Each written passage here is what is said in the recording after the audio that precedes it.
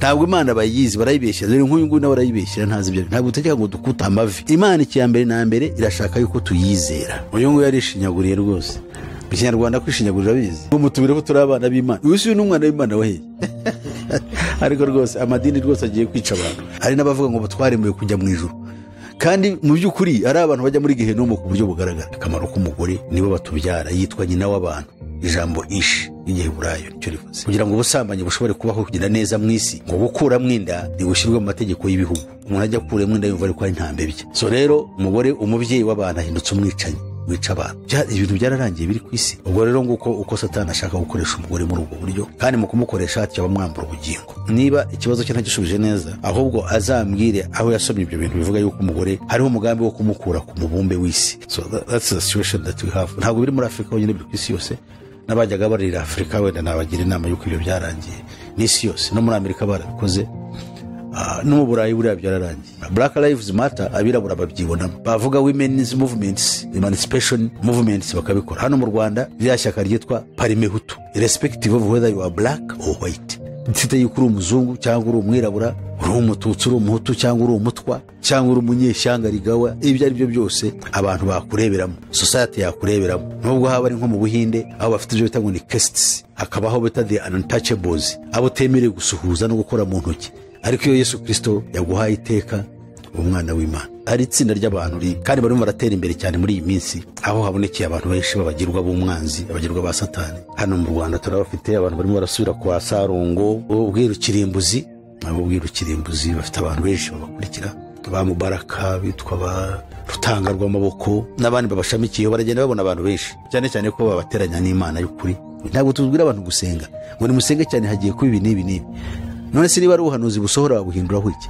aho bwira abantu bihane bakire Yesu Kristo niwe mucunguzi w'ubugingo bwacu so rero ibi ngibi abantu barabikora bakibwira yuko bizarangirira aho none no kwihangana kw'Imana mukundwa uyu nguyu kivejuru Imana imumugisha kuko hari n'abandi bameze nkawe hano mu Rwanda bumva bakubwira imisozi ngo kanyarira nto basubirizwa kanyarira ikaba ikicaro cy'Imana ariko se bijyanye n'uko Uwiteka atwigisha so mu ijuru ureba ibyiherereye azakugororera ntabwo bisaba kujya kanyarira kizabonwa Samatare Kamiranzovu ibere rya Bigogwe abasirikare bitoreza kujya nayo kuri uwo musozi amazi ya Byumba ku munsi y'amazi ngo ahubwo hejuru ngo Imana ibone yuko yibabaje ibintu nk'ibyo ngibyo najyaga mvugana n'abayisilamu bakambwira ngo nibo basenga ngo ko bunama bagakubita imitwe hasi ngo nibo basenga Imana ikumva ariko se basenga mu kuri no mu mwuka njya numva abantu ba Illuminati n'abantu ba Freemason n'imyigishirize yitwa ya New Age ishimangira ko muri kamere muntu ngo afite icyo bita divine spark abakire bari mu isi niba ufite amafaranga yakoreshe kugira ngo ubutumwa bwiza bwamamare ubutunzi bwawe buzaba bufite icyo bumaze ba Bill Gates bari ku rundi rwego Bill Gates ubutunzi afite subwe yagurishije ubugingo bwe we yisasiye abantu benshi barashize kubera we wagurishije burya aba yaragurishije Bill Gates muramutse muvuganye wamubwira iki ku bijyanye n'agakiza murakoze Bill Gates na kimwe n'abandi bantu bose bameze nkawe nababwira yuko azatujyana muri amazu meza yaduteguriye nitugerayo tuzahora turiri zaba kumwe na Eliya zaba kumwe na Abrahamu tuzahora turirimba ushimwe mwami. Amahoro y'Imana nshuti bakunzi ba Iron TV ishakiro ry'ubutumwa bwiza bw'ubwami bw'Imana turasuhuza abakunzi ba Iron TV abakunzi badukurikira umunsi ku munsi turasuhuza abakunzi bacu baherereye mu Rwanda turasuhuza abaherereye muri Afrika ndetse no hakurya y'amazi Uwiteka nabaha umugisha kuba mwahisemo Iron TV nk'uko bisanzwe njye basuhuza nitwa Tuyisenge Emmanuel turagarutse mu kiganiro cyacu na Pastor Musisi mukunda muri benshi yongeye kugaruka ngo yongere kubamara amatsiko abagezeho ibyiza Uwiteka aba yamuhaye kugira ngo abizane kuri Iron TV murakoze reka duhereze mikoro Pastor Musisi abasuhuze mu mwakire murakoze ndabashuhuje mu izina ry'Umwami wacu Yesu Kristo abakurikiye Iron TV ntangira ku bayobozi bayo kubw'ishyaka bafite ryo kugira ngo ubutumwa bwiza bw'ubwami bukwire hirya no hino ku isi cyangwa amagambo atandukanye n'ay'isi yumva kandi ikunda ashobore kugera kuri benshi bayifuza kandi bahamagariwe kugira abagirira umumaro mu rugamba turimo rwo kuva muri iyi si y'umwijima. Rero muri mwanya wo gusuhuza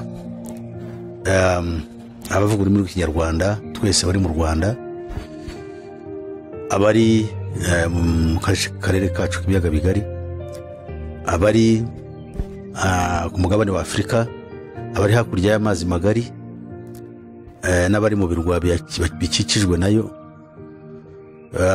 Imana ibaha umugisha. Muri mwanya wo gusuhuza abavandimwe tuvuga indimi zifite ibisanira ku kinyarwanda, nka abarundi, abanyamurenge, bene wacu b'abarwandafone bo muri Kivu y'Amajyaruguru, abafumbira, abahororo, abavandimwe, n'abahangaza. Imana rero ibaha umugisha, bagirire neza. Muri mwanya wo gusuhuza bene wacu nabonye hari irindi tsinda ry'abantu bavuga ikinyarwanda bo mu makambi y'impunzi muri Uganda. Ndabashuhuje mwese namwe, ndetse n'abari mu zindi nkambi ziri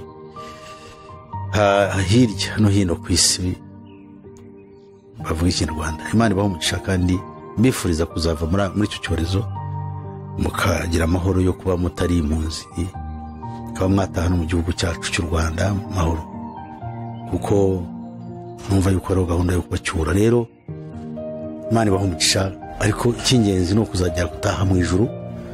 Nicyo mbasabira kuruta ibindi byose, kuko iyi si yo irashira no kwifuza kwayo. Murakoze, Imana ibagirire neza kandi ibahe umugisha. Reka rero dusenge. Uhoraho Mana yacu, turagushimye ukora ibitangazo, ukora ibikomeye. Abavandimwe bazumva aya magambo mu rurimi dusangiye na benshi nk'uko wabigennye, kugira ngo Mwami wanjye amagambo yo kuzabera impfabusa, ahubwo azabakomeze mu mitima yabo kandi azabagirire neza, arushaho kubegereza Imana Data, kuko niba ari Data niwe Data by'ukuri kandi niwe muremyi wacu, noneho akaba n'umucunguzi n'umukiza mu bugingo bwacu. Nuko rero Mwami wanjye emera kubidukorera ku mbabazi zawe kubwa Kristo Yesu Mwami wacu, amen. Murakoze pastor wacu dukunda turi benshi. Uwiteka arushaho kubaho umugisha kuba mwahisemo Iron TV, kuba mwahisemo kuza gucisha ubutumwa kuri Iron. Haba hari indi mirongo myinshi, andi macano menshi yo mwajyaho mugacishaho ubutumwa, ariko ni umugisha ukomeye kuba muba mwahisemo kuza gucisha ubutumwa bwanyu kuri Iron TV, kandi abakunzi bacu babikunda ari benshi kandi burushaho kugira aho bakura n'aho bashira. Ubushize rero twari twaganiriye ku biganiro bigiye bitandukanye, abantu babaza ibibazo ari benshi, ariko hari ibibazo umuntu bita Katabirora Kivejuru yari yabajije, mugerageza kumusubizaho ibibazo byinshi, ariko ntibyarangira. Ubushize twari tugeze ku kibazo cya 11, wari umaze gusubiza ikibazo cya 11. Nagira ngo dukomeze turebe ko ibibazo byagabanuka, duhere ku kibazo cya 12 mu gisubiza. Uyu Katabirora Kivejuru yarabajije ati, ikibazo cya 12, ati kuki twahishwe ubwiza bw'umugore? Ubu ni iyihe mpamvu umugore ari kwangizwa kugira ngo acike kuri uyu mubumbe? Wadufasha ukazaduhaho ikiganiro, kuko imyigishirize ku bijyanye no kumenya inkomoko, akamaro k'umugore turabihishwa bakabica ku ruhande. Uzabiduheho ubusobanuro. Murakoze, ngira ngo wamusubiza. Namusubiza. Uyu muntu afite wenda ibindi yigishijwe binyuranye n'ibyo tuzi ku mugore, kuko avuga ngo barashaka kumuca ku mubumbe. Ikintu giye cyantangaza, bene icyo kibazo agikuye hehe? Ariko muri iyo myigishirize hariho imyigishirize y'ibanga yigishwa abantu, cyane cyane ituruka muri feminisme, igamije kwerekana yuko umugore yagowe, kwerekana ko umwana yagowe, kwerekana yuko inyamaswa zagowe. ndetse n'ibidukikije bikaba byaragowe, ariko byose ikibazo kiba gituruka ku mugabo. Ibyo bintu rero ashobora kuba ari byo wenda yakurikiye, ariko nta bundi bufubi ikibazo cye kavuge jewe, ahubwo icy'umugore afite, ikibazo cy'umugore afite. Umugore Imana imurema yamuremye imuremeye umugabo. Imana mu kurema umugambi we yaremye umuntu ari we mugabo Adamu, ariko iravuga ngo ntabwo ari byiza yuko yaba wenyine, ngo imeremere umufasha umukwiriye. Vuga ngo umugore yaremewe, impamvu yaremwe kwari kugira ngo abe umufasha w'umugabo kandi aba mukwiriye. Ariko siko bimeze, byarahindutse. Satani ahubwo arereka umugore yuko yagowe, arashaka dukurikije gahunda yatangiranye mu kinyejana cya 10, hagati mu kinyejana cya 18, muri ya gahunda ya Satani yo yazanye ku isi yo guhindura kuzana icyo bita social disorder, kuvangavanga no gukubita hasi umugambi w'Imana wari ushingiye ku mbereho ya muntu w'Imana yamuteganyirije, ashaka gushyiraho ibindi. So rero umugore ahubwo yamburwa nk'uko n'umugabo yambuwe, nk'uko n'ibindi byose ari babishwanya gusa. Umugore rero yamburwa inshingano ze. Umugore aho kugira ngo abe umubyeyi nk'uko Imana yamwise, ubundi Imana yamwise Ishi bivuze ngo nyina w'abantu. Ubu ngubu yigishwa gukora ibizira Imana yanga, barakuramo inda, barica abana, barakoreshwa nk'isex toys, nk'ibintu by'ibikoresho by'ubusambanyi. Ntabwo abantu baragenda, Satani arashaka kubahuza abagabo. Umugore cya gikundiro cye yagiraga mu maso y'umugabo cyatumaga yirehera umugabo amwirehe, cyatumaga yireherezaho umugabo cyavuyeho. Aje nk'abandi bari cyo kibazo dufite, kandi gucika k'umugore kugira ngo acike kuri ku mubumbe ntabwo bivuze ngo umugabo yasigara. Naba ariko uyu muntu yabyigishijwe ntabwo ari byo. Bibiliya iravuga ngo umugore yabayeho kubw'umugabo, ngo nanone ni kuko umugabo yabaho hatariho umugore, kuko bombi umugore n'umugabo Imana yarabwiye ngo mugende mubyare mugwire. Kubera iyo mpamvu rero ntabwo dushobora kuba twabicira inyeri akamaro k'umugore, nibo batubyara, yitwa nyina w'abantu. Ijambo Ishi y'Igiheburayo cyo rivuze. Aba rero nibwira ko icyo kibazo cye mweretse ikibazo ahubwo umugore afite, yuko Satani binyuze muri feminisme amwigisha kwigomeka no kugira ngo atakarwe, yangirike ataruvuga ngo uraceka umubumbe, ahubwo ab'igikoresho cy'umwanzi, nk'uko nari mbivuze. Mu bihugu byo hirya no hino ku isi, cyane cyane hari abavuga ko bateye imbere, abagore nta kindi bakora cyese gukuramo inda, kuko dukurikije inyigisho za Ali Bailey, ingingo ya 4, ndibwira ko ari ingingo ya 4 muri za ngingo 10, imwe iravuga ngo make abortion legal, cyangwa legalize abortion, kugira ngo ubusambanyi bushobore kubaho kugenda neza mu isi. Ngo gukuramo inda nigushyirwe mu mategeko y'ibihugu, no umuntu ajya kuramo inda yumva ari ko ari ntambebye. Nyamara gukuramo inda yamaze kuba urusoro mu nda, it is tantamount to murder. Nicyo kimwe no kwica. So rero umugore, umubyeyi w'abantu ahindutse umwicanyi, wica abantu. Ibyo ni Satani ibyo ashaka gukora, abaye umwicanyi ruharwa, yica ibyo abo yabyaye. Ibyo ni bibi rero. Ahindutse igikoresho cya sex, nkuko twabivuze, ngo nari mvuze mu kanya. Guhinduka igikoresho cya sex ni igikoresho cy'ubusambanyi, aho agaragara muri za pornography, muri zaki, akoreshwa mu buryo butajyanye n'uko imibonano mpuzabitsina yateguwe n'Imana. Babikora mu buryo bukoje isoni, mu kanwa, mu kibuno, mu matwi he hose. Usanga mbese njyamo n'abagabo, ejo navuganaga n'abantu b'Abanyarwanda batangazwa n'abazungu bari n'ahangaha muri Afurika no mu Rwanda barahari. Ntashobora gushaka nk'umukobwa ngo amugire umugore, ko uva mu muryango mwiza w'umuntu, ahubwo ashakaho indayi ziri. Tubyibazaho, ariko twaje gusanga yuko indayi impamvu bazikoresha kuriya nuko indayi iyo ayibonye ayiha amafaranga, noneho akayikoresha uko ashaka. ntabwo inyungu ze ari ukugira umuryango agira umugore, kuko ni wabo abagore baho nta bagabo bagira. nko mu Buyapani abagore bararwara depression kubera kubura abagabo bakarongora amarobo. Ni umugambi wa Satani.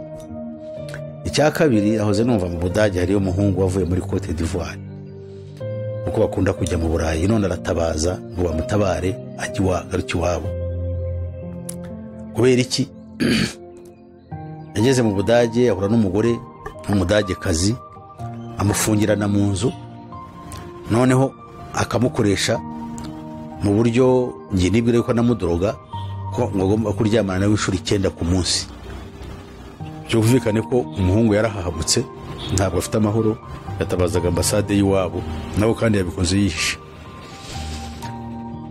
Rero urumva aho umugore atangira kumera atyo. Umugore wundi yatinyaga, yashakaga umugabo, yatinyaga umugabo watazi, aho kureba uzanye umuntu mukuye, ntimwabyirukanye, ntuzi umuco we, uraje umukubise aho ngaho utangiye kumukoresha ibintu nk'ibyo. So nabyumvise nabibonye sizi naba ari umukino, ariko naba ari kureba imeze n'ishyano.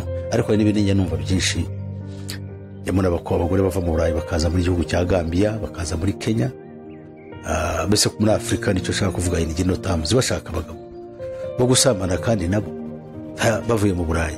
Urumva ibyo ni ibintu bibabaje. Ese iwabo nta bagabo bacyabo? Ibintu byararangiye biri ku isi. Ubwo rero nguko uko Satani ashaka gukoresha umugore muri ubwo buryo, kandi mu kumukoresha atya bamwambura ubugingo.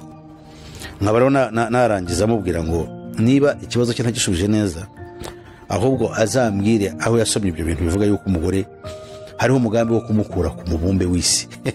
Ibyo byamfasha, kuko ndibwira yuko habisomye neza nyigisho zitegurwa n'abadayimoni kugira ngo zisaze abantu mu mitwe, abantu bumve yuko bagowe. Nk'abantu bajya bavuga ngo Abanyafrika twaragowe, byandeba muri Amerika hari inyigisho movement yitwa Black Lives Matter. Hari umuntu mwabwo yuko biriya bintu bya Black Lives Matter ari umugambi wa Illuminati, aho kuzana umwiryane mu moko, umwiryane, kandi uwo mwiryane wateguwe kuva kera, ubwo uwitwaga Jacob Schiff yoherezwaga n'umuryango w'Abayilluminati bo kwa Rothschild, uriya utegeka amafaranga y'isi yose, akajya muri Amerika. Yari afite inshingano enye zo kugira ngo Amerika bayihindure uko imeze kuriya. Inshingano ya mbere kwari ukuyigarurira ubutunzi bwayo.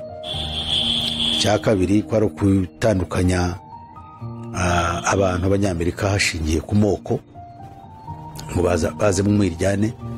Icya gatatu kwari ukurwanya ubukristo, kugira ngo iyobokamana ryaho rishingiye ku bukristo barijagure, ni ukuvuga ngo rihure icyo mufunguro, rero ritagifite intungamubiri zikwiye, kandi babigezeho. Noneho icya kane kwari ukureba uburyo abayobozi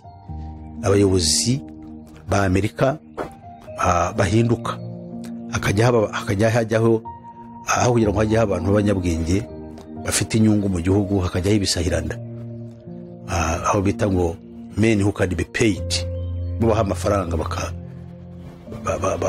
bakabagura, bakaba nk'abacakara babo. Aribyo biri no muri Afrika. Tujya dutangara ukuntu muri Afrika iyo umuntu ahagurutse ari umuntu ushaka gutabara igihugu cye bamwica, ariko hajya hundi bakora kudeta, wenda se bamwica mu bundi buryo, hajya hundi uri faible, uri weak, ugasanga uwo ngo baramubungabunze, agahinduka mouthpiece, agahinduka igikoresho cyabo cyo kuvuga ibyo bashaka.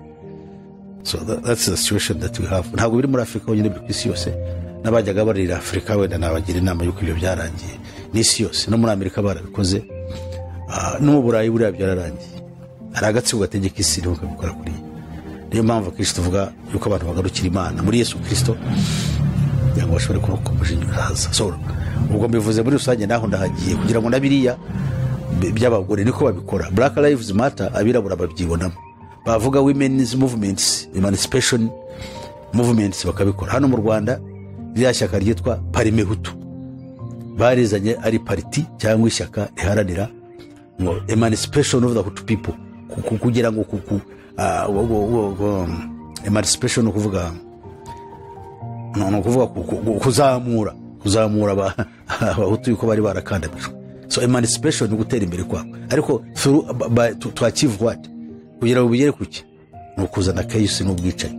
Ntabwo muri Afurika ibyo bintu ethnically uburyo bw'amoko bagenda babikuza hirya no hino, ariko niringiye ko twebwe abakristo tazagwa muri uwo mutego. Tuzamenye ko ubwo Imana ishaka nuko twese, nkuko Bibiliya ibitubwira yuko ari nta mugiriki nta muyuda muri Yesu Kristo, nta n'umunyeshyanga rigawa, nta n'umugore nta mugabo muri Kristo Yesu. Turi umwe kandi turi urubyaro rwa Aburahamu, kandi ubwo turi urubyaro rwe turi n'abaragwa hamwe na Kristo Yesu. Iyo ni inkuru nziza igomba gukomeza abari mu isi bose, irrespective of whether you are black or white. Ntite yuko uri umuzungu cyangwa uri umwirabura, uri umututsi, uri umuhutu cyangwa uri umutwa cyangwa uri umunyeshyanga rigawa, ibyo ari byo byose abantu bakureberamo, society yakureberamo. Nubwo haba ari nko mu Buhinde aho bafite ibyo bita ngo ni castes, hakabaho bita the untouchables, abo temerewe gusuhuza no gukora mu ntoki. Ariko iyo Yesu Kristo yaguhaye iteka umwana w'Imana, Imana iri mu mugisha. Ikibazo ndagishubije. Murakoze. Pastor, murakoze cyane kubw'ubusobanuro muhaye uyu muvandimwe wabajije witwa Katabirora Kivejuru, n'abandi bose bumvira aho bari bafite ikibazo nk'iki. Kandi koko mu mahanga yose ububaha Imana agakora ibyo gukiranuka iramwemera, utitaye ngo ni umuzungu cyangwa ni umwirabura, utitaye ahantu hose yaba aturuka. Reka ukomeze dusubiza iki kibazo cya 13. Yabajije agira ati, ese imisengere twahawe kugira ngo dusabane n'umuremyi wa muntu n'ibimukikije niyo dusengeramo kugeza amavi azanye uruhara, umusatsi ukazarinda ushira ku mutwe? Iyo mana ntiyumve aho inzira tweretswe ntiyaba itariyo? Murakoze. Aragira umusubize icyo ngicyo. Uwo muntu afite ikibazo nicyo nakubwiye nti, ariko ni byiza yuko abibaza kuko hari byinshi, hari itsinda ry'abantu kandi barimo baratera imbere cyane muri iyi minsi, aho habonekeye abantu benshi babagirwa b'umwanzi, abagirwa ba Satani. Hano mu Rwanda turabafite abantu barimo barasubira kwa Sarongo, barasubira mu bita ngo ni ubwiru mvajuru, ubwiru kirimbuzi. Ubwiru kirimbuzi bafite abantu benshi babakurikira, abitwa ba Mubaraka, bitwa ba Rutanga rw'amaboko n'abandi babashamikiyeho. Baragenda babona abantu benshi cyane cyane ko babateranya n'Imana y'ukuri, Uwiteka Imana Data. Ubundi Imana ntabwo yahamagaye abantu gusenga, ntabwo ari cyo Imana kishishikaje. Nose basenga Imana ahubwo bari basenga Uwiteka, basenga ibigirwamana. Aya madini yose asenga ibigirwamana. Nese umuntu asanga igishushanyo ngo gihagarariye runaka, ni Bikira Mariya n'urugero, cyangwa Yezu akakikubita imbere, njye narabibonye. Ntabwo yasenga Imana ahubwo abase basenga biruga bari kubitimagura n'amabuye mu misozi, barasenga si ihe Mana, ntabwo bigeze bayimenya. Kuko Uwiteka Imana ubwo aratubuza ngo ntimugasenga amasengesho muyasubiramo hato na hato, mwibwire yuko muzumvirwa. Erega ntabwo bajya basoma Bibiliya, no, bafite ikibazo gikomeye. Ikibazo gikomeye. Ntabwo Imana bayizi, barayibeshyira. Rero nk'uyu nguyu barayibeshyira, ntazi ibyo. Ntabwo utegeka ngo dukutama amavi. Imana icyambere na mbere irashaka yuko tuyizera. Kwizera niyo Yesu yavuze. Barambaje bati dukora iki kugira tunezeze Imana?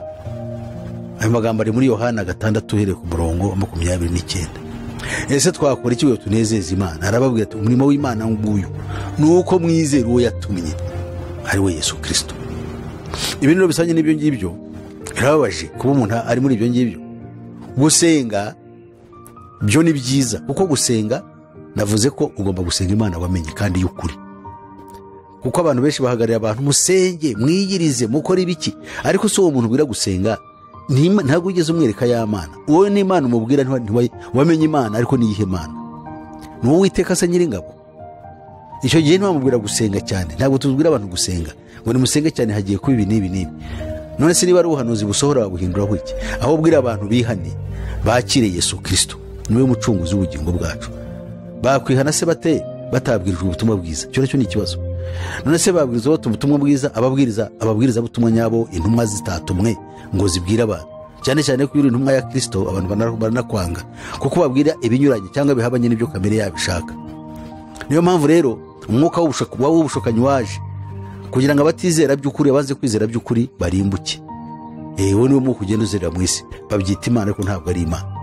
Imana y'ukuri ntituragira ngo dusenge dukutuke imisatsi ive ku mutwe, no, for what? Irashaka ko tuyizera, kandi iyo tuyizera niyo dusenga ntabwo tuba dusenga. Imana ishimwe cyane kuko umwuka wera niwe usenga muri twe, ntabwo uba ukivuga ibyawe. Umwuka wera uri muri wowe niwe utunihira imirimo itavuba, kandi wasenga igihe cyose. Ntabwo ari ngombwa ushobora no gusenga aho uri hose gutekereza Imana, wisiyiza umutima wawe nta n'icyo wanavuze, kuko ni umwuka ubikora. Aba rero batigeze bahura n'Imana bafite ibibazo, ubu ngubu barabaza ibibazo nk'ibi, abibaza muri rwa rwego rwo kugira ngo abasuzugure Imana, kuko niko babyigishijwe. Ariko Imana siko imeze. Ubu se abadasenga n'abayituka n'abicanyi ntibariho? Imana irabihanganira, bakarya bakanywa bagakora amahano, bakarinda bakanasaza. Bibiliya iravuga ngo ni ukuri ngo nabonye umubahagaze ngo agubwa neza mu migani niko bavuga. Umwigisha agubwa neza, arabyibuha, arabyara, aruzukuruza, ngo ariko naho yamara imyaka 100 muzi yuko umukiranutsi ari uzagubwa neza. So rero ibi ngibi abantu barabikora bakibwira yuko bizarangirira aho. No, no kwihangana kw'Imana mukundwa. Uyu nguyu kiva hejuru, Imana imumugisha, kuko hari n'abandi bameze nkabo. Ahari ikiganiro nikibageraho bazacyumva kandi aricyo kizabamarira. Reka mbahe cyanditswe gitoya wenda kiva hejuru azakibone n'abameze nkawe, kiri muri Petero, urwandiko rwa Petero rwa 2 igice cya 3 umurongo wa 9. Hano haravuga ngo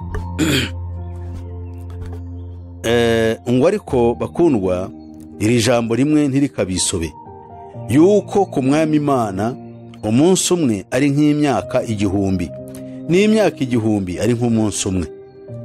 Nuko rero umwami Imana ntitinze isezerano ryayo nk'uko bamwe batekereza yuko iritinza, ahubwo itwihanganira, idashaka ko hagira n'umwe urimbuka, ahubwo ishaka ko bose bihana.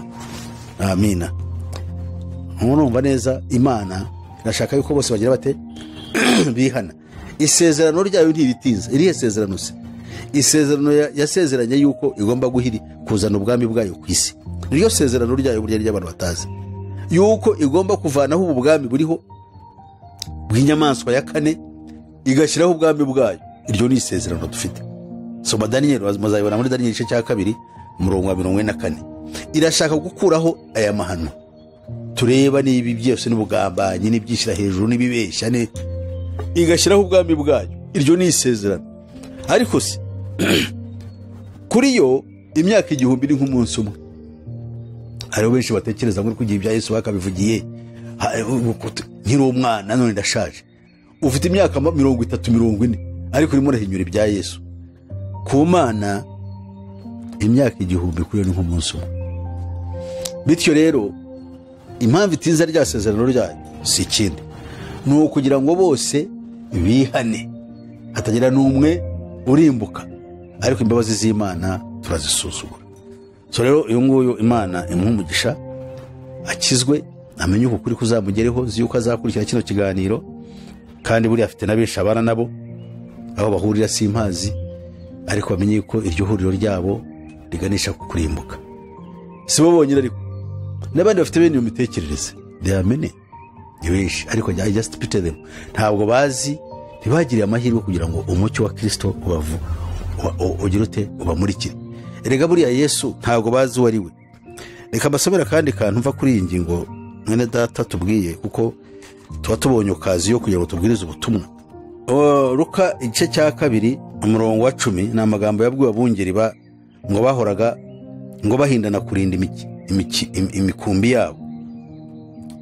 Aravuga ngo marayika arababwira ati, abwira abungeri ati, mwitinya, dore ndababwira ubutumwa bwiza bw'umunezero mwinshi uzaba ku bantu bose, kuko uyu munsi umukiza abavukiye mu murwa wa Dawidi, uzaba Kristo umwami. Muri ako kanya ngo haboneka ingabo zo mu ijuru nyinshi ziri kumwe na marayika uwo zisingiza Imana ziti, mu ijuru icyubahiro kibe icy'Imana, no mu isi amahoro abe mu bo yishimira. Ibyo rero ni amagambo y'Imana akomeye cyane kandi anejeje. Bivuga ngo kuvuka kwa Yesu kwari igitangaza gikomeye cyane. Niyo mpamvu rero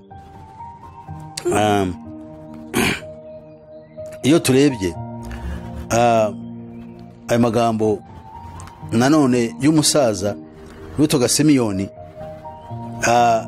yari ategereje kuzabona Yesu. Avuga amagambo akomeye, aravuga ati, ndavuga uwo mugabo umusaza witwaga Simiyoni muri Luka igice cya 2 uhereye ku murongo 25, ajyanwa n'umwuka wera mu rusengero, maze ababyeyi bajyanye umwana Yesu ngo bamugenze nk'uko umuhango w'amategeko wari uri.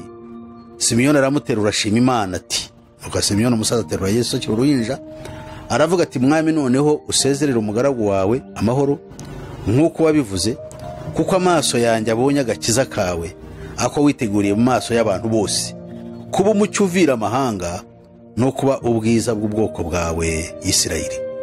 Haleluya. Nuko rero Yesu nguwo abantu batekereza ni umucyo uvira amahanga. Abantu bari mu mwijima rero ntibazi ibyo aribyo, kandi no ubwiza bwa Isirayeli, kuko Isirayeli Imana yateranyije ubwo bwoko icyo gihugu, nubwo batamwemeye Yesu Kristo, ahubwo bagitegereje Mesiya, kandi yaraje mbonaba nabo. Nubwo batemeye uri ariko baracyategereje, ariko hari n'abadategereje batarinye batazi ibyo barimo. Barategereje, bariko bahora bari ku rukuta rw'amaganya basenga.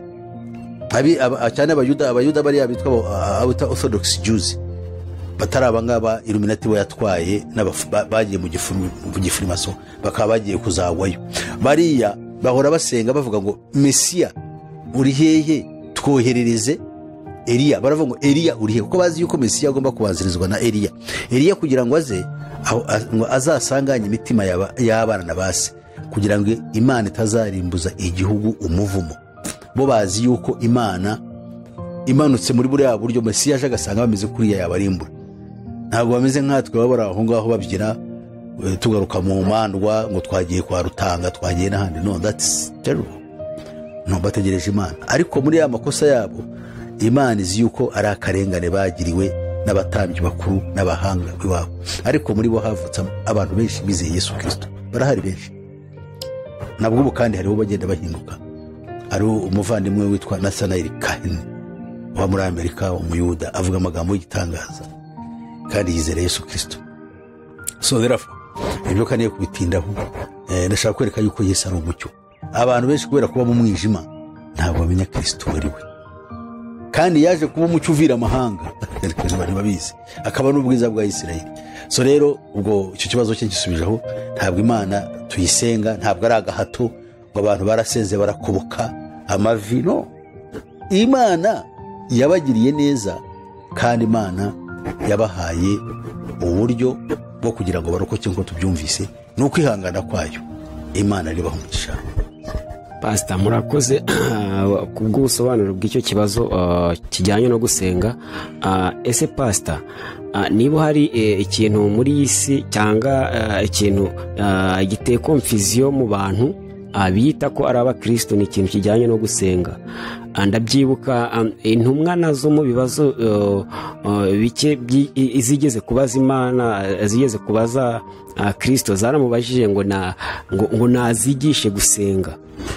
Ese mu bigaragara abantu benshi ntabwo ikintu cyo gusenga bagisobanukirwaho neza, nta nubwo bakivugaho rumwe. Ese ni ubuhe buryo nyabwo bwo gusenga? Murakoze. Ubundi gusenga kwacu nk'uko nabivuze mu kanya, ni umwuka usenga. Hari abantu bashaka kubikora mu buryo buri mechanical, ngo ndasenga ndagira nti urasenga se urasenga iki? Abantu benshi baranasenga bakanakuguta wa mugani, ugasanga n'akazi yarakaretse ngo bamasengesho. N'abagore barasenya ingo, ibintu biracika. Abana baretse amashuri ngo turasenga. Ibintu byigeze kubaho, abantu bakaba bisozi bakaba hehe. None ugasanga bari yongiye ariko bari muri theater, bimeze nkaho ari madness. Ibyo ni ibikorwa byo badayimoni. Gusenga ndakwemera, kwiherera biri muri Bibiliya. Kwiherera, ariko kwiherera ntibivuze kujya mu buvumo cyangwa mu misozi. Ushobora no kwiherera mu cyumba cyawe, ahantu hose hatari abantu hatuje, wagenda ukiherera. Hano mu Rwanda wumva bakubwira imisozi ngo kanyarira ntubasubirizwa. Umuntu kanyarira ikaba icyicaro cy'Imana.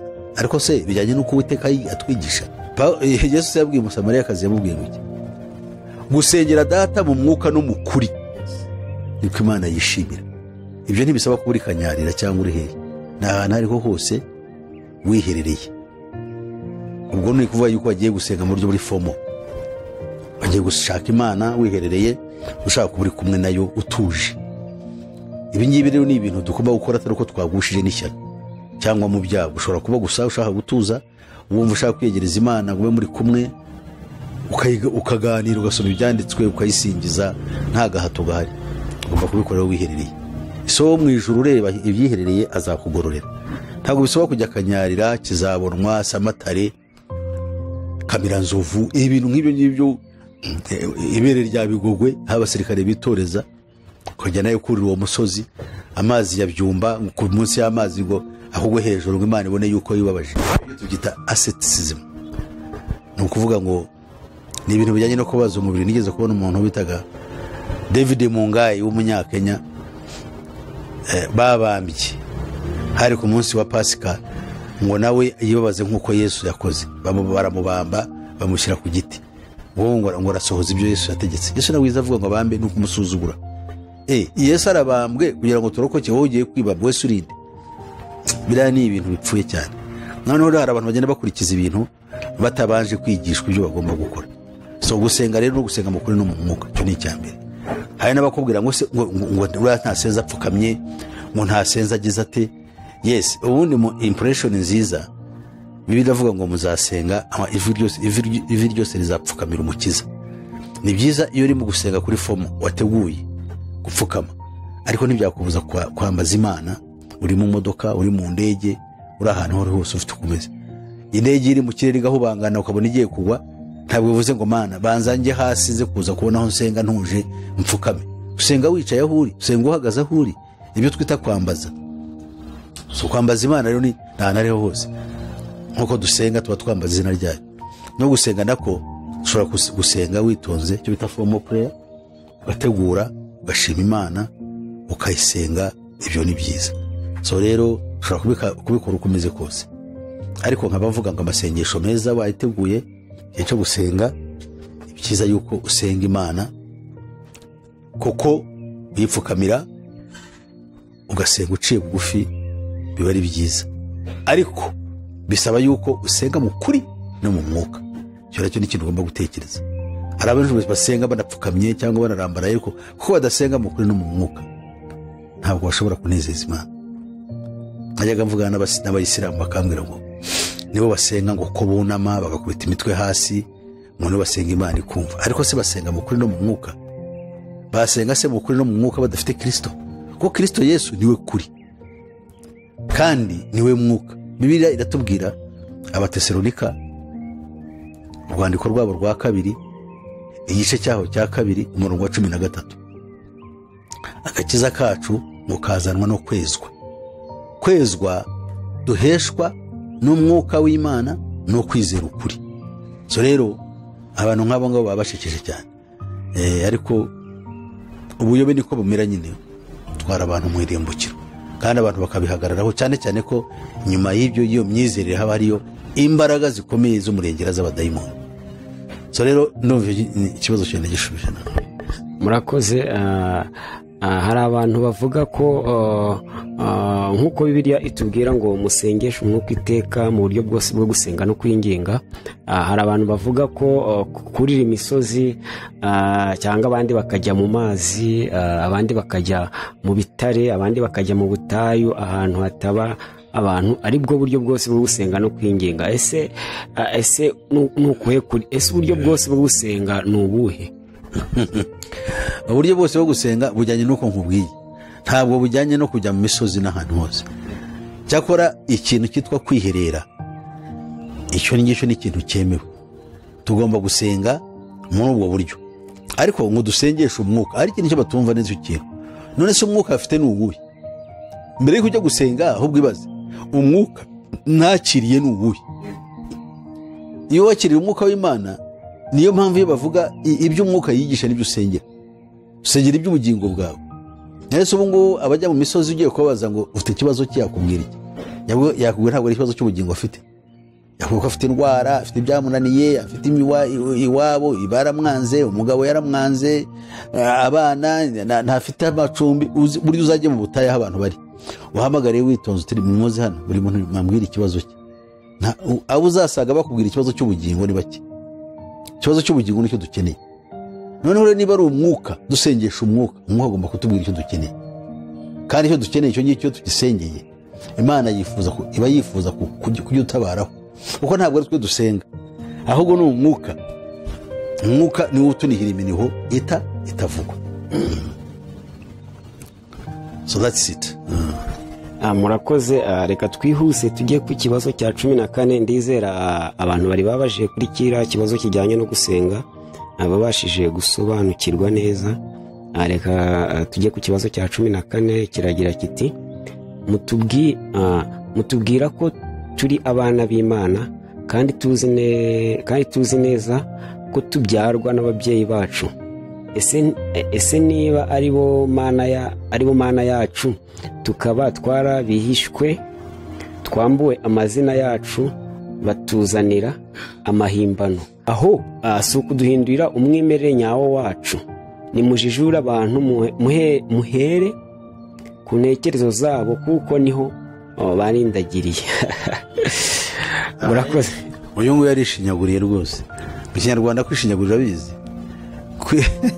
kwigereranya cyangwa kwivuga ko kitari icyabo, ngo mutubire ko turi abana b'Imana. Uyu ni umwana w'Imana we. Ariko rwose amadini rwose agiye kwica abantu. Biriya kubwira abantu ngo ni abana b'Imana no kubahindukira. Burya njya mbwira abantu bafite ikibazo gikomeye cyane, aho usanga amadini abeshya abayoboke bayo ngo muzajya mu ijuru, muri abana b'Imana. Hari n'abavuga ngo twaremewe kujya mu ijuru, kandi mu by'ukuri ari abantu bajya muri Gehinomu ku buryo bugaragara. Uyu nguyu rero arishuka rwose, ntabwo urwego rwe ruri kwitwa Imana. Erega kwitwa umwana w'Imana ukaba aricyo maza gutindaho. Uyu muntu ye kwirwa yishinyagurira n'abandi bameze nka we. Ariko se bizaherera he? Dore uko Imana yo mu ijuru ivuga. Ntibasoma Bibiliya, bibera mu bintu biri aho ngaho, kugira ngo ube umwana w'Imana. Dore uko bimeze. Umurongo wa 10, ubutumwa bwiza bwanditswe na Yohana, igice cya mbere duhere ku murongo wa 10. Aravuga ngo yari mu isi ndetse niwe wayiremye, nyamara ab'isi ntibamumenya. Ab'isi bamenya batese Yesu, ntibigeze bamumenya. 11, yaje mu bye ariko abe ntibamwemera. Yabe ntibamwemeye nyine, kandi yaraje mu bye, niwe wabaremye, niwe wakoze byose. So umurongo wa 12, icyakora bamwemeye bose bakizera izina rye, yabahaye ubushobozi bwo kuba abana b'Imana. None se uyu nguyu yabahuriye he n'ibi ngibi? Abamwemeye bose bakizera izina rye. Uwizera izina rye ntabwo yabaza nk'ibi ngibi. Aravuga yuko abo ngo bararindagiye, ngo ababyeyi babo nibo babagize bate, nibo bababyaye. Ntahavuze ababyeyi, aravuze ngo ababyeyi ngo buriya ngo nibo bakaba ari Imana zabo. Ngo babahaye amazina so for what? Amazina n'amadini yabahaye. Ino izina rya nubwo bakwita iryo bakwita ryose rishobora kuba ryagukiza umujinya uzaza. Ngo nimujijura abantu, ngo muhere ku ntekerezo zabo, kuko ngo niho baturindagirije. Intekerezo zabo zikore mwiki. Wowe ubwawe niba uyu nguyu hariho ubuse ni victim w'amadini. Uyu nguyu n'amadini se yamugize, ntabwo ni victim w'amadini, ko amadini abantu barayakorera bakubaha n'ibyo ababwira, ariko noho arayarwanya, ariko mu buryo buri negative.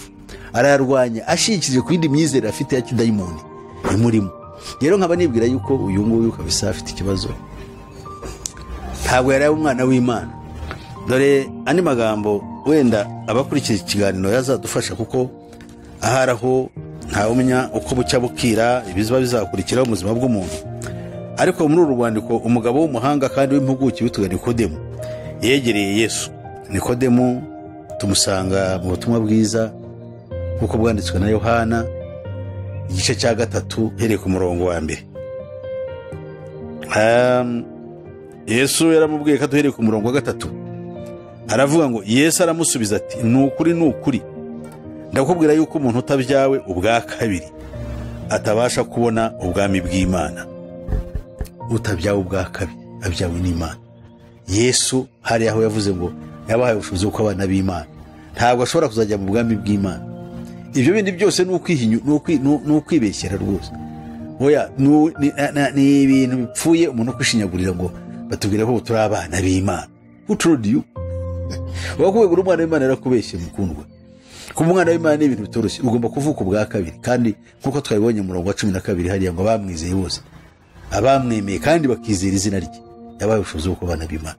Murongo wa 3 wa 4 ukavuga ngo Nikodemo aramubaza ati mbese umuntu yabasha ate kubyarwa wakuze? Ese yakongera gusubira mu nda ya nyina akabyarwa? Ubabazaga ibinyiberunga bw'impuguke mu mategeko y'Abayuda kuko yari umufarisayo. Yaramubwira ati, Yesu aramusubiza ati, ni ukuri ndakubwira yuko umuntu utabyawe n'amazi n'umwuka atabasha kwinjira mu bwami bw'Imana. Aha rero kubyarwa n'umwuka no kubyarwa n'Imana muri Kristo Yesu. Ibindi rero by'abantu bavuga ntibaba babizi. Ntabwo ushobora kwinjira mu bwami bw'Imana. Ushobora kuzaba mu madini yacu, ushobora kuzikubita tukikebagura, ariko utarabyawe n'Imana ntabwo ushobora kujya mu bwami bw'Imana. Abisirayeli babaye ishyanga ryose bahawe amategeko ya Mose, ariko ntabwo bose bariko bakiriye Yesu aje, baramwanze kandi bagenderaga mu masezerano yari yarashyiriho guteguriza kuza kwa Kristo, ariko ntibabimenye. Uhereye ku batambyi bakuru kugera no kuri rubanda, nibo babambye Yesu, ni nabo barwanyije iterambere ry'ubutumwa bwiza bwa Yesu Kristo mu ngoma yabo hirya no hino muri ubwami bwa Roma, kugeza na bw'ubu bagikurikirana bo n'abana babo n'abuzukuru n'abuzukuruza baracyarwanya ukuri, bafatanyije n'abanyamahanga n'abami babo n'abatware babo, bose barwanya Kristo, uhereye ku Muyuda ukagera ku Mugiriki. Rero ibyo bigiye kubatera urujijo rwose. Ababyeyi bacu baratubyara ariko babyara umubiri. Bibiliya tubwiye ngo ikibyawe n'umubiri kiba ari umubiri, ikibyawe n'umwuka kiba ari umwuka. Rero icyo tukitekereze, ababyeyi barakoze baratubyaye ariko babyaye umubiri. Niyo mpamvu umubiri uzapfa ugasubira mu gitaka. Watubyaye nawe agapfa tukamusanga nyuma y'igihe, nawe yarasanze yo wamubyaye nawe yarasanze yo wamubyaye, uko bigenda bisimbura ibindi. So rero dukanguke tujijuke. Reka tugiye ku kibazo cya 15. Yarabajije ati, ese kera ntihabaga abaraguzi b'umutwe batandukanye nabo mwita abapfumu? Byari bisobanuye iki kuraguza umutwe? Ese nta sano bafitanye na ba Eliya, Enoki n'abandi twigishijwe? Muzaducukumburire ubusobanuro nyabwo. Murakoze. Ikibazo cy'inshya abaje ni cyiza inewe. Ni ukuvuga ngo abaraguza umutwe mu Kinyarwanda bita abahaninyi, nibo dufite muri iyi minsi. Icyo yibeshyeho ni ukuvuga yuko bafitanye isano nande na ba Eliya na ba Enoka. Ntaho bihuriye. Eliya yari afite umwuka wa Kristo. Bibiri twereka yuko abahanuzi bahanuraga ibya Yesu babaga bafite umwuka we babavugiragamo. So uwo mwuka wa Kristo rero, njya numva abantu ba Illuminati n'abantu ba Freemason n'imyigishirize yitwa ya New Age ishimangira ko muri kamere muntu ngo afite icyo bita divine spark, agashashi kubumana muri we, divine spark, cyangwa bagakoresha bakavuga umuntu afite icyo bita the Christ energy seed, imbuto y'ubukristo imubamo, y'ubwa Kristo, pana y'ubukristo, ubwa Kristo. Byumvikane ko umuntu nawe afite muri we ari Kristo, ashobora gukangura iyo mbuto murimo igakura ngo gukora nk'ibyo Kristo yakora. Kristo ntabwo ari kuyatubwira, yaravuze ngo nimunyizera muzakora imirimo ikomeye, ariko barakora ngo umuntu wese wavutse aba afite iyo mbuto kugira ngo bafobye umurimo wa Kristo n'imyigishirize ye. Ibyo rero niko n'abangaba bameze. Bano nsubire rero ku kibazo cye kijyanye n'abangaba bapfumu bavuze n'abapfumu koko barahari na bw'ubu, nibo dufite mu Rwanda bahindutse abahanuzi, bagenda babwira abantu ngo bizabaho, kandi biravuga ngo umuntu nakubwira ibizakubaho ntuzabure kumwica kuko uwo ngo azaba akoze ishyano. Ubwo ni ukuragura. Imana itubwira ngo tuyizere ibizatuba hejo cyangwa ejo bundi, byo si ibyacu kumenya, bizatwongererwaho. Ngo icyo Imana dusaba ni ukugira ngo tuyiteho kuruta kumenya ibizatuba hejo cyangwa ejo bundi. Uruta umuntu utabwira ngo Imana inyeretse ngo impanuka yihuse, Imana irayigukijije, zana ituro kuko Imana ikubwiye ibyari bigiye kukubaho, ndi umukozi w'Imana, agashishira agatengurwa, noneho zana ikiguzi, ituro cyangwa se zana ikiru cyo kuhongera ubugingo bwawe kuko nabona imbere yawe atari heza. Ibyo ngibyo nibyo bapfumu rwose. Imbere yanjye hatari nose ninde ushinzwe kureba imbere yanjye? Imbere yanjye n'Imana yandemye nihashinzwe. Jewe icyo sabwa ni ukuvuga ngo kizabaho cyose muri buno buzima kizasange je na Kristo turi umwe. Turi umwe kuko muri we ufite ubugingo buhoraho. Ufite uwo mwana afite ubugingo buhoraho. Ibyago byo mu isi azahura nabyo ariko azaba ari kumwe na Kristo. Kandi niyambaza izina rya Kristo azarokoka kuko afite Kristo n'ubundi muri we. Kandi si uzabusenga kiri ku mwuka wa Kristo niwo tunihira iminiho itavugwa imbere y'Imana. Tekereza umwuka wera niyo buryo usohoye ufite umwuka wera ugasohora ijambo ry'Imana mu kanwa kawe. Iya jambo usohora ntabwo ari wowe, ni umwuka wera urivuga, kandi azavuga iby'umwuka, azavuga iby'ubugingo, ari byo wereka Imana Data, ntabwo azereka. Yesu yigishije ikibazo cyageze kumbwira ngo se yavuze ngo iki? Abigishwa barababwira ati baramwe Data buja twigishe gusenga. Arabwira ati mujye musenga mugira Data wa twese uri mu ijuru, izina ryawe ryubahwe. Cyo kivuze ni ubutumwa bwiza bw'iteka ryose. Marayika yabwiye abari mu isi ngo bubahe Imana yaremye isi n'amasoko, Imana yaremye n'ibyo babona, bayubahe, izina ryawe ryubahwe. Iryo nitegeko rya kabiri mu mategeko ya Musa. Izina ryawe rite ryubahwe. Ni itegeko rya gatatu sore. Icya kabiri, ubwami bwawe buze. Noneho iryo jambo ubwami bwawe buze ni ijambo rikomeye, bwawe ririmo isengesho rirerire. Iyo tuvuze ngo ubwami bwawe buze, ubundi tuba tugomba kuba tusenga tuvuga ngo Mana, ingoma yawe, ubwami bwawe ni buze kugira ngo tubujyemo, turabwiteguye. Nizo kabaye dusabira kuko hari ubwami bwa Kristo bugomba kuza. Twasabye tuvuga niryo sezerano dufite, nukuza n'ubugingo buhoraho.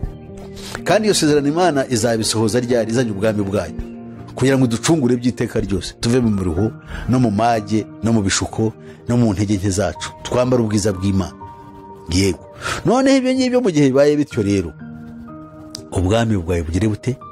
Ubwami bwawe buze. Noneho nibyo ushaka bikorwe mu isi nkuko bikorwa mu ijuru.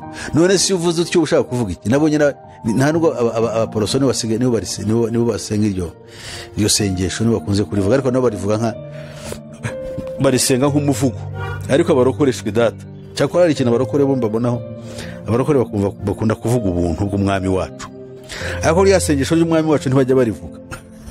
Kikaba ari ikibazo. Ubwami bwawe buzi, ibyo ushaka bikorwe mu isi. None se icyo Imana ishaka ngo gikorwe mu isi ni iki? Ni uko ubutumwa bwiza bubwirwa bari mu isi. Ubutumwa bwiza bubwirwa bari mu isi, abantu bakizwe. Kwihana no kubarirwa ibyaha bikwiriye kubwirwa amahanga yose mu izina rya Yesu Kristo kugira ngo babarirwe ibyaha. Ibyo byo bigomba gukorwa.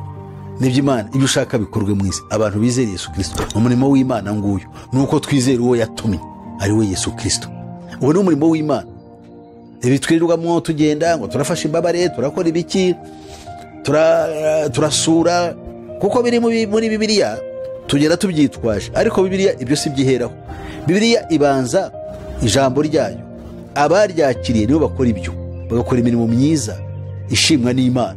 Kandi ikintu cya mbere ubwira umuntu, wamuha n'ibyo kurya, wanamwambika, bakumubwira yuko ari umunyabyaha.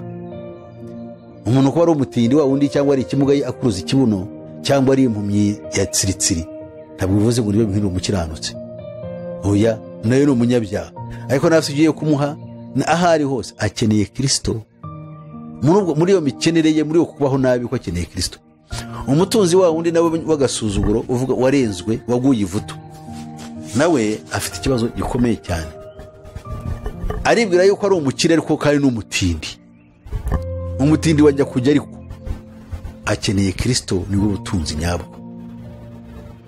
Yesu yabwiye anyuze muri Yohana, yatumye marayika kuri ya matorero 7 yo muri Aziya. Itorero rya nyuma rya Laodikiya rya 7 yaribwiye ngo wibwira ko uri umutunzi ntacyo ukennye, nyamara mu by'ukuri uri umutindi. abantu badufite ni umukire ariko ni umutini. Abantu rero bameze bati no bakwiriye kumenya yuko ati noneho nsaba nk'ifeza nyayo menye yuko uri umutunzi, ubutunzi nyabwo bakugira umumaro. Sero muri make nuko navuga kubyerekeye gusenga, icyo dukwiriye gusengera, isengesho yataba twese nicyo rivuze. Ndetse akavuga ati iyo ushaka bikorwa muri siko bikorwa mu ijuru, kandi uduhe ifunguro ryacu ry'uyu munsi, kuko uyu munsi Imana yaguhaye niwe usengera kugira ngo ubone icyo urya. Ibyejo ntabwo ari ibyawe. Uko bukeye Imana yishyuza ifunguro ry'uwo munsi kuko irawukongereye. Niba Imana ikongereye uwo munsi nta kuvuga ngo ndarya iki, ahubwo yibwira uti niwo tumye ngera muri uyu munsi, noneho mpereza iki icyo ndi burye. Iki gihe ubura umwana w'Imana nyine ukavugana nayo, Imana ikakiguha. Ikongeranya akatubwira ati kandi mujye musenga mugira muti utubabarire ibicumuro byacu nk'uko natwe. Ni bangahe si byo bisengera vuba nacumuye Imana mbabarira, kandi nanjye impamvu nkubwira ngo mbabarire nanjye hari uwo nababariye wampemukiye. Abantu bahora mu nzika mu inzigo n'inzigo, basengana bateranya umugongo, abagore n'abagabo barara bateranya imigongo. No, aya masengesho yose yabajya he? Sinanze umuntu ashobora kukunanira, ntabwo wamwihambaho, ariko wowe kora icyawe cyo ugomba gukora. Ibyo kandi abikubwira nanjye nibwira ko nanjye ndi umuntu. So kubera izo mpamvu rero usenga nuko nguko, kandi ngo ntudutware mu moshya, ahubwo turokore mu bibi. Ariko bazi yuko kujya mu moshya ariho gihangayikishije Imana kuri twe, kuruta kuba twasikara dusaba ibi tugahura nabo bapfumu ngo kandi ibyo ushaka uzire dute ngo twara mu moshya, ahubwo turokore mu bibi, kuko twizera yuko ubwami n'ubushobozi n'icyubahiro ari ibyawe none n'iteka ryose. Amen. Ubwo ni ukuvuga ngo iryo sengesho iyo wagiye kuryinjiramo, abazakura ikiganiro ndabakumbuza kuzajya basenga bakurikije iyo pattern. Ibyo ngibyo byo asenga arebe yuko ibyo mvuze birimo. Sengesho uzaribona hariya muri Yohana nibero kuri Yohana 6. Imini Matayo 6. Nasanga iryo sengesho. Imana ishaka yuko tumenya ukuri. Rero Imana ibahe umugisha. Usuye kuri ya kibazo cye rero, Eliya, Enoka yagendanaga n'Imana. Muri kugera n'Imana, Imana yamukoreye ikintu gikomeye. Yamukoreye iki? Yaramwimuye mutwara mu ijuru. Imana, ijambo ry'Imana rivuga ngo Enoka amara imyaka 300 ngo akagendana n'Imana, ngo hanyuma igihe kiragera he ntiyongera kuboneka mu isi. Yagendanaga n'iki? N'Imana. Icyo cyo yahagije kumva ko yari ameze. Eliya umuhanuzi yari afite umwuka w'Imana, Eliya w'itishubi. Umwuka w'Imana wabanye nawe, yari afite ubushobozi bukomeye bwo gukinga ijuru imvura ntigwe. Ni umwe mu bahanuzi ba kera bakoze ibitangaza bikomeye ku ngoma ya Ahabu. Ariko umugore witwaga Yezebeli, umugore w'umunyasidonikazi w'ishyano, w'umunyamahangakazi wagiraga abadayimoni n'imizimu n'iki byose, yumvise yuko yatsembye abatambyi be b'ibigirwamana. Aravuga ngo ntabwo ejo nibwira umutwe wa Eliya ukimuriho ngo Imana zizi wabo zizabimuhore. Eliya agira ubwoba, aragenda arahunga. Ibi ngibi ntabwo bivuze ko Eliya yakoze icyaha, ahubwo Eliya yabaye umuntu. Twese niko tumeze, tugira intege nke mu buryo bwacu. Birangije Imana iramubwira ngo igihe cyawe kirageze. Imana iramubwira ngo igihe cyawe kirageze, genda urebe Yehu mwene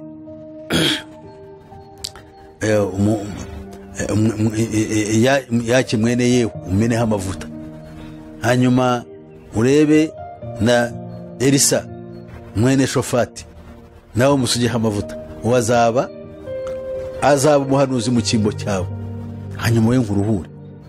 Rero ko aramuzamura arigendera ajya mu ijuru. Yari amuruko, yari amaze iminsi arushye, yamugaburiye iminsi 40 ari mu buvumo, aramaze Eliya we urihe ati aramubwira ati reka da, abantu bose barapfuye n'igihe wasigaye ukuba. Aravuga ati reka da, hari 7,000 nishigarije Eliya we, reka kugenda gutekereza nk'umuntu.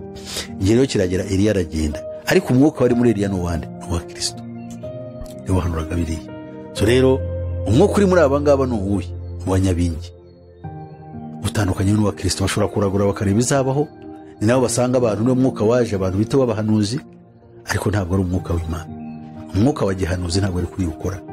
Kandi ubuhanuzi, niba hari umwuka w'Imana mu itorero, ntabwo tugomba kuwurebera mu kuragura gusa, ugomba kugaragara no mu zindi nzego zose. Dufite impano 9 zigomba kugaragarirwamo yuko dufite impano. Njya numva mu matorero amwe cyane nko muri za ADPR bo bavuga ngo abanyempano, abanyamasengesho mukanguke mube maso. Abo ukangura ni bande? Abanyempano no kuvuga. Twese tugomba kugira impano mu itorero imugaragazaho umwuka wera w'Imana. Cya kabiri, twese turi abanyamasengesho. Ari kuvuga ngo haraga itsinda ry'abantu ngo nta abanyamasengesho, kiranishyano. No, twese tugomba gusenga. Ntabahamagariye gusenga. Biriya ibintu bituma haba hagatsiko kiyumva yuko ari igitangaza, ko nikagenda akajya imbere y'Imana ijuru rirakinguka. That one is demonic. Ni uburyo bwo kuzana ubudayimoni mu isi no mu itorero ry'Imana. Twese itorero ry'Imana iyo ntabwo ari impano yihariye. Twese turi abanyamasengesho. Nta kuvuga ngo hariho abajya gusenga n'abandi bajya mu kazi bakirwa bari mu isi ngo dufite itsinda ridusengera buriya. Oya, ibyo bintu ntabwo biri muri Bibiliya. So rero uwo ndamushuje. Murakoze pastor, murakoze ku busobanuro muduhaye. Ari ikibazo nagize gitoya kugira ngo munsobanurire. Ese izira nzandiko zandikiwe ari amatorero 7 nk'uko tubwitorero rya Laodikiya ryabwiwe ko ari abatunzi kandi biyita ko ari abatunzi kandi ari abakene. Ese muri iyi minsi ese umukene n'umuntu umeze gute, umukire n'umuntu umeze gute? Ese abakire duhora tuvuga duhora twifuza aho sibo baba ari abakene mu by'ukuri? Ya, ukoze neza kumbaza icyo kibazo. Hari ubukire tubonera muri positions ibyo dutunze. Niba dufite imodoka, dufite amazu, ushobora kuvuga yuko ari ubukire. Ariko ubundi ubukire nyabwo mu bugingo buhoraho. Iyo ufite ubugingo buhoraho bubonerwa muri Kristo Yesu, uba uri umukire. Kandi ubwo bugingo buhoraho niwo mugisha twasezeranyijwe, niwo mwuka wera muri twe. Ni ukuvuga rero nibwo butunzi. Yesu yaravuze ngo umuntu byamumarira iki gutunga iby'isi byose akabirya akabicira mu nda ye, ariko yarangiza akakwa ubugingo bwe. Uwo muntu ntacyo abavuze, nta n'icyo abamaze, ni umutindi nyakujya. Twemera yuko ubutunzi nyabwo bufatika ari Kristo, kandi buryo ufite Kristo mu mutima we agira n'amahoro. Ashobora kuba afite bike ariko anezerewe. Kubera iki? Umunezero ushigiye ku byiringiro. Kuko ibyo umuntu atunze ntabwo ari byo bimugira igitangaza. Yesu uwo mugani yawuciriye abayuda ababwira ku byerekeye utuganyamutunzi ngo na Lazaro, ngo yemwe abatekereza yuko umuntu ibyo atunze ari byo bimugira uwo ari we. No, arababwira bacira umugani. Hariho umuntu utaganyamutunzi, yahoraga yambaye imyambaro y'itangaza, akagira n'umukene witwaga Lazaro, wahoraga yifuza kurya uburagarikira buva ku meza ya nyamutunzi. We yarabwifuzaga ntanabubone, ariko igihe cyarageze bombi barapfa. Ariko mu gupfa habaye ishyano. Lazaro nubwo yari umutindi w'umudirigi, yari afite ubugingo buhoraho, yagiye mu gituza cya Aburahamu. Hanyuma nyamutunzi nawe ajya muri Gehinomu. Bombi bageze iyo ngiyo, ninde watatse? Nyamutunzi yaratatse, ariko undi yaraguwe neza yibereye mu gituza cya Aburahamu, nta mpamvu yo kumutakisha, yageze yajya. Ariko wa wundi we iyo byari urugamba nto rwari rutangiye kubera rubi. Yesu yaciye umugani ukomeye ngo nyamutunzi arebye, araramye ngo arebye hejuru y'amaso abona Aburahamu, abona Lazaro ari mu gituza cye. Aravuga ati sogokuruza Aburahamu, tuma Lazaro uwo nguwo aze ashyira urutoki rwe mu mazi atonyangirize ku rurimi rwanjye, kuko ngiye gupfa kubera umwuma. Ndaramubwira ati yo, umuntu yanenaga wabaga munsi y'intebe afata urutoki rwa Lazaro, wahoraga afite ibisebe ari gatwa n'imbwa, atashobora no kwegera ku mwenda wa nyamutunzi ari munsi y'ameza ye. Burya ni ikigereranyo gikomeye. Munsi y'ameza nuvuga abakire bashikamiye abatindi ku isi, n'ubundi bari munsi yabo. Ariko ibintu nibihinduka, hari ubwo benshi mu batindi b'abandi bashobora kuzagaragara bari mu gituza cya Aburahamu. Sivuze ngo ni bose, kuko ubutindi we kuvuga yuko ariyo turufi gutwara mu ijuru nawe, ahubwo ukeneye Kristo. Ariko ni ikigereranyo kigaragaza umuntu wizeraga Imana mu bukene bwe kandi ababara ku isi, uburyo yagiye mu gituza cya Aburahamu. Na nyamutunzi wari uri aho ngaho adabagiye yapfa akajya akwiriye kujya. Byagenze bite? Nuko yamubwiye ati, Aburahamu yaramubwiye ati Lazaro uyu nguyu ureba ahantu hari yarahagenewe, kuko ngo ari mu isi, mukiri mu isi mwembi. We yari afite umugabane wo kubabazwa, wari ufite umugabane wo kugubwa neza. None wowe urababazwa waguwe neza. Ngibyo rero ko tugomba kubera abantu bagomba kubera. Ibyo amagambo ya Yesu yavuze tugomba kuyigisha kugira ngo afashe abantu bari mu isi, kuko benshi bibiriye mu munyenga w'ikidini gusa. Nta byanditswe, reka data, abagiye mu nsengero no mu byumba bagiye kumva ngo Imana ivuga uwo munsi, amasezerano bahora bahagatiye yuko agiye gusohora. Icyo twasezeranyijwe n'ubugingo buhoraho muri Kristo Yesu. Pastor murakoze. Misengera ikindi kibazo, ese hari muri Bibiliya hari umurongo tubwira ko bigoye ko umutunzi yakwinjira mu bwami bw'Imana. Ese koko birashoboka ko umutunzi nk'abari aba Bill Gates n'abandi bakire tuzi b'ibyitegererezo ku isi, ese buriya birashoboka ko nabo bakwakira agakiza bigakunda bakaba muri isi bakiranutse? Murakoze. Ibidashobokera abantu ku Mana birashoboka. Tubona umugabo witwaga Zakayo, yari umutunzi cyane, kandi ubutunzi bwari ubw'amahugu. Yari afite ikibazo, yari mugufi. Noneho bukiye abona Yesu, yajyaga mwumva bamuvuga, ashaka kumureba biramunanira. Noneho arirukanka cyane ajya imbere y'abandi, ahasanga igitara cyurira. Yesu aba yamumenye. Yesu yamubonye kera, yamufite ibitekerezo bye. Ageze munsi y'igiti Yesu aramareba hejuru, aravuga ati Zakayo, Zakayo, ukoresha wikoro, manuka, uyu munsi binkwiriye yuko ugomba kurara iwawe. Byari ibintu bitangaza cyane. Ni Zakayo yari yihaniye. Iyo nkuru turayizi kandi ni inkuru nziza ishimishije. Yesu rero ashobora kugendera abantu bose barimo na ba Bill Gates, ariko icyitonderwa, ba Bill Gates bari ku rundi rwego. Bill Gates ubutunzi afite si ubwe, yagurishije ubugingo bwe. Ubwo rero kugira ngo yongere agaruke sinzi, amasezerano yatanze sinzi. We yisasiye abantu benshi barashize kubera we si umuganga, si umuntu wa siyansi. He's not a doctor, he's not a scientist. He's not an elected politician. Si umunyapolitike watowe n'abantu, ariko niwe ubwira abantu bigiye kubaho, hagiye kuza ibi n'ibi, hagiye kuza ibi n'ibi, kandi afite amafaranga menshi atuma abantu bamwumva. Ubungubu niwe uvura za malariya, bafasha abantu barwaye ibiki n'ibiki. Ejo bundi atacyakora ngo atandukanye n'umugore, ngira ngo ubutunzi barabugabanye, ariko amafaranga yasigaranye n'ubundi yari billionaire, n'ubundi yari afite menshi, ariko ari muri izo gahunda. Rero urwego rwe sinzi yuko ashobora kuba yarageze ku cyo bita point of no return. Hari abantu benshi burya bagurishije ubugingo bwabo, uwagurishije burya aba yaragurishije. Pastor, ubu ngubu ni ukuvuga Bill Gates aramutse akumva, yumva ikinyarwanda cyangwa akagira abantu bamusobanurira ibyo uvuga, ese we nta mahirwe afite yo kuba yakwakira agakiza? Ese ubu Bill Gates muramutse muvuganye wamubwira iki ku bijyanye n'agakiza? Murakoze. Bill Gates na kimwe n'abandi bantu bose bameze nka we, nababwira yuko kugurusha ubugingo ku mwanzi ari ishyano. Ntabwo rero ko bagomba guhindukira umukiza, ariko ibyo ntibivuze ngo ni garanti yo guhinduka kwabo. Ariko ubutumwa bwiza bugomba kubwirwa abantu bose, nk'uko umuhanuzi Ezekiel Imana yamubwiye. Yaramubwiye ngo ugende ubwire abantu bakumva batakwemera, bakumva batakumva, bemera batakwemera, ariko babwira ibyo nakubwiye. Umunsi wakuwemo nibwo bazamenya yuko umuhanuzi yahoze muri bo. So rero nacyo nababwira bo bariya, jewe sindi Imana, simuciraho iteka, ahubwo jewe nanjye ndi umuntu, nanjye nambaye umubiri nkawe.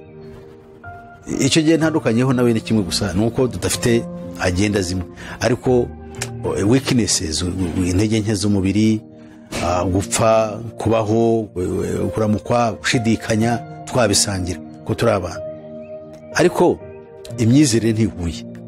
Njye nizera agakiza n'ubutabazi buva mu ijuru. Kristo Yesu yuko ari we kandi ngomba kubwira ari we nzira agakiza mu bantu bose. Noneho we ntabwo ari byo yamamaza, aramaza ibindi kandi bigamije mu ibanga, bigamije kwica abantu bari ku isi. Kandi jewe ngomba kwira abantu ko niyo nzira y'abantu kurokoka ni Yesu Kristo. Rero ntabwo nababwira ko babwira ngo ibyorezo bigiye kuza. Ibyorezo bigiye kuza se nako bari abantu bajya badusetsa bamenye ibintu bitari byabase n'Imana. Ejo bundi babwiye Uganda ngo abongereza n'abafaransa babwiye Uganda ngo haza kuba mugomba kwitegura ngo hari ibyihebe bigiye kuza aho ngaho. Noneho babwira n'abaturage babo ngo babemenge. Haciye icyumweru ngira ngo ibisasu birahavugira koko ibyo birahajya. None ukibaza aba bantu ibyo bintu bimenya bate? Tuvuge ko ari abahanga cyane, erega n'abantu abaganda ubwo bari basaze ngo inzego zacu ntizikora, ngo urabona ngo tukuburirwa n'abandi bantu bari hanze, kandi bamara kutubuda ngo ntibigire icyo bitumarira, ngo still tugahura n'iryo shyano. Yes, icyo ni ikibazo ahubwo kubaburira ntihagire icyo bibamarira. Bagize icyo babikoraho? Babikora se bate? Kuko bari abantu baburira, jewe dore ibangazi ibyihebe bikoreshwa nabo ubwabo. Tageti yo bagiye gukubita baba bivuze, ariko bashaka kwihindura nk'Imana. None se iyo bavuze ngo bizaza, kuki batavuga naho bizakubita? Bavuga bizaza tariki ni kandi bizakubita ibunaka. Niba bamenye ngo cyangwa yuko bigiye kuhaza cyakubwira icyo bizakora, ariko kushaka yuko bisohoza icyo babitumye ntabwo ushobora kuvuga ibyo byose. Abantu bakwiriye gukanguka bakava muri biriya bintu. Abantu bafite ubujiji bwinshi, bari abantu bareke kutubeshya ntabwo ari Imana. Bafite abadayimoni bakorana mu byo najya mbivuga, bashobora kwitegura bakabivuga, ariko abadayimoni babakoresha babwira biriya bafite n'ubushobozi babwira nako icyo bazakora, bazabikore rero. Ariko bareke gutesha abantu, bari no gutesha abantu umutwe, n'abantu umwiryano ukababamo, n'inzego z'ubuyobozi zigasenyuka, n'ibindi bintu nk'ibyo ngibyo. Kandi ibyo bintu ntabwo ari byo dukeneye, kuko nta gisubizo nyacyo kizana cyatugirira umumaro. Pastor, murakoze, Uwiteka abaho umugisha.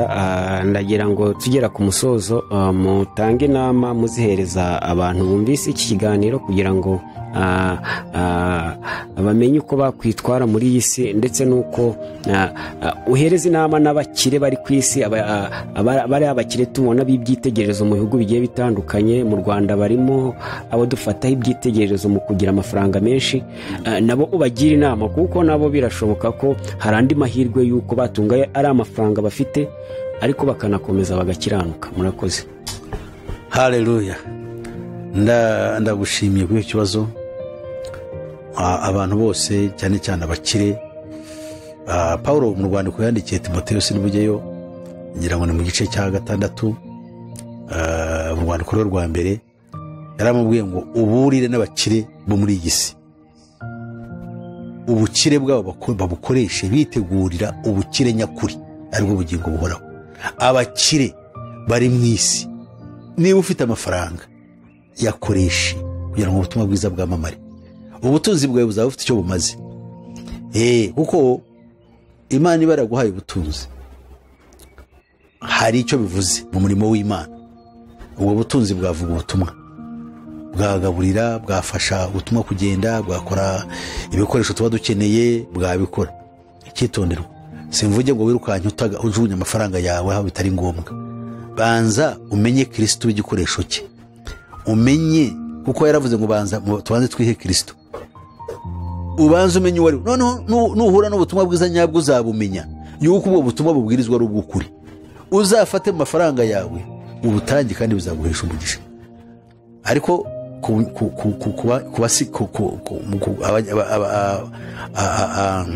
kubakene ntuzabaze ngo umuntu arakijwe kugira ngo muhe ibyo kurya. Ibyo rwose byo Imana iha abakene, iha ababi n'abezi bagwishiriza imvura. Ariko kugerekeye ubutumwa bwiza ajya witonda, kuko ubutumwa bwiza musigaye abantu batanga amafaranga menshi bagateza imbere Satani. Umuntu bakamuha amafaranga yamara gukira akava mujye munyita dadi, mujye munyita papa. Ibyo ni ibintu bipfuye, ubwo se ni ubutumwa cy'ubwo ngubwo. Abantu bamaze kugukiza n'imbaraga zabo n'ije ngo bajye bakwita ngo se wabo nta muntu ugomba kwitwa data mu isi. Iyo uvuze papa uvuga data, kandi ibyo byaratubujijwe. Uvuga dadi, uvuga that is not good. ariko bashaka kukunyita cyangwa kwita n'umuntu ngo ni dadi kuko ubushake bwabo wenda ko mbaruta mbabyaye ivyo arasa ko banyitirira ngo ni dadi ko ni gitangaza ndo umukozi w'Imana ngo ni dadi. No, you have your dad, you have your father. Yewe ushobora kunyita dadi ko n'umwana mu myaka nkubyaye, abanyita dadi barahari, abo nabyaye nabo ntabyaye, ariko bose bari mu rwego ruko ari abana banjye. Ibyo byashimisha. Ariko umuntu w'umugabo mugenzi wanjye undi utangodi ngo akanyita ngo ni dadi, what do you mean? Byo ni ibintu bipfuye. So nacyangwe ko bahindukira bagahindukira Yesu Kristo umwami. Muri we nawe we ntabwo ugeze tubwira yuko ari data wa twese, yaratubwira mu ijuru hari data wa twese, ahubwo yatubwiye ko ari umwami. Cyo nicyo tumuziho, umwami wacu. Ariko tumuze ngo ni data oya, cyakora mwibanga abadata dukurikije Bibiliya ikivugana none biravuga ngo azitwa data wa twese, azitwa Uwiteka data wa twese, uwo ni Yesu Kristo. So rero ariko we mwisi avuga yambaye umubiri, ntabwo yihaye icyo cyubahiro. Yavuze cyane cyo yise umwana w'umuntu, yise umwana w'Imana. Ibyo byo tuzi, yitana umwami akaba n'umukiza. Barakoze. Imana ibaho umugisha muhungire muri we kuko igihe kirimo kiradushirana. Imana ibaho umugisha. Pastor, murakoze kubw'inama nziza mutanze, kandi ndizera bazakurikira ikiganiro bazafashwa nazo. Uwiteka namwe abaha umugisha. Ndagira ngo musengere abantu bose bazakurikira ikiganiro kugira ngo Uwiteka azafashe imitima yose izakurikira iki kiganiro, kandi nagira ngo mbizeze neza ko umugisha w'Imana uzakomeza kubana nabo. Murakoze. Mbere ko dusenga akambwire abantu bakurikira urubuga Ayaron TV bazakurikira n'ikiganiro, bashaka kugira icyo bambwira bashobora kumpamagara kuri telefone 0788 50 60 76. kandi iyo nomero ni iri kuri WhatsApp. Abari muri diaspora murabizi uko tuvugana namwe iyo muduhamagara yuko mushyiraho akamenyetso ko guteranya 250 ntugashyiraho 788 50 60 76. Hanyuma rero iyo niyo nomero yanjye nanone ya WhatsApp. Nanone kandi ku rundi ruhande ndaragira ngo harabajya bashaka gufasha ikiganiro cyacu kugitera inkunga, kugira ngo dukore umurimo w'Imana. Baramutse babibwirijwe n'Umwuka Wera bakabyemeza, ni ukuri byaba byiza. Ntabwo dushaka kubapfukirana, mwadufasha. Dukeneye gukora umurimo mugari, harimo namwe twazabageraho tukajya no mu bihugu byose bishoboka, kugira ngo twamaze inkuru nziza. Ariko cyane cyane muri kano karere kacu biyaga bigari, nubwo bitoroshye, ariko Imana yazabikora.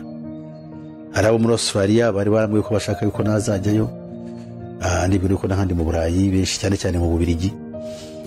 Hariya nazacura kujyayo tugahura nk'Abanyarwanda tugakora amateraniro.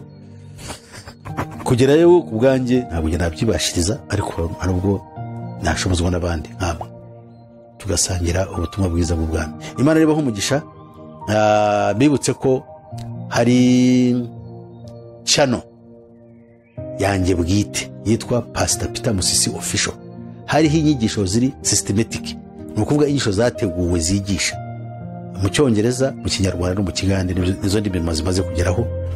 Turibwira yuko wenda hazageraho n'Igiswahili, ariko biracyatugoye ko ntabwo twabona impuguke neza kugira ngo dufashe mu kudusemurira.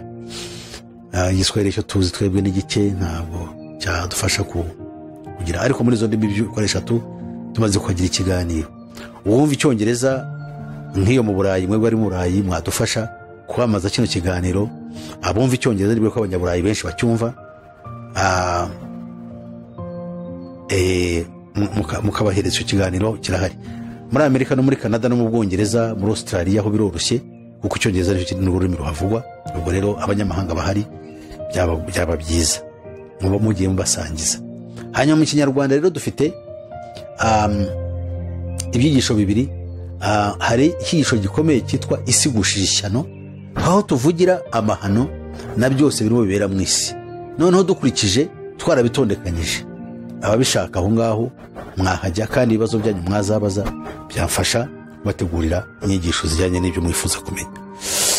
Icya kabiri cyitwa ubuyobe mpuzamadini. Ubuyobe mpuzamadini ni ishyano. mugomba kujya kuri iyo channel mukiyandikisha muri benshi kugira ngo uko dushyizeho inyigisho mujye ziyo zibageraho.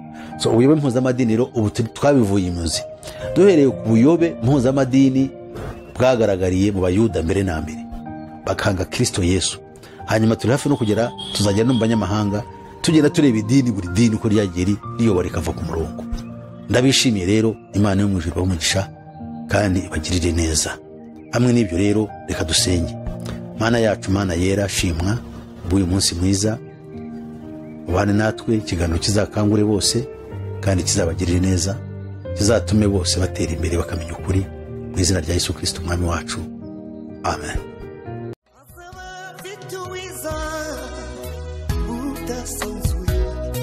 Azaba afite ingororano yo guhema buri wese, guhana n'imirimo yakoreye hano ku isi. Nawe nshuti yanjye aza kwambika ikamba